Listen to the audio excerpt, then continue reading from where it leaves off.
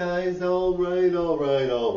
Okay, guys, always remember that social media isn't always, a lot of people think social media is kind of like fantasy like. There's a lot of fantasy type people and they do all these things and they give all this advice and sometimes I know for people that are not into social media, they just feel like why is this even here? Like I just don't get it. I just don't think it applies or whatever.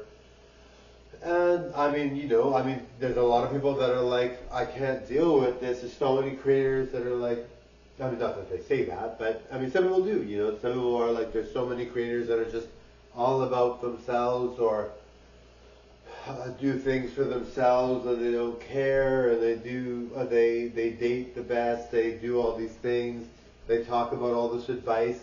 Sometimes you have to say like, how are things in my life and how am I doing? What do I need to do? Like, target your improving on things. Target what you need to improve on, right? Target what you need to improve on, right? And some people don't even care about improving on things. But if you do, let's say you want to be the best creator in the world, right? And you think you're awesome and you want to do really well. And you're like, well, what should I target? Like, what should I do better? What should I improve on? And there's things in your life that you might be like, well, I don't know what to improve on. I'm not sure. But you can sort of tell, right? You'll look at your life and think, this isn't as good as it could be, or this isn't as good as it could be. And you just work on improving those things, right? And, I mean, we love entertainment. We love all these things. There's no problem with that. But sometimes you got to say to yourself, well, and we love entertainment, of course. And I watch it all the time. But I think sometimes we have to say to ourselves, sometimes we have to buckle down and just work on ourselves and our situation to better it so that we're not struggling.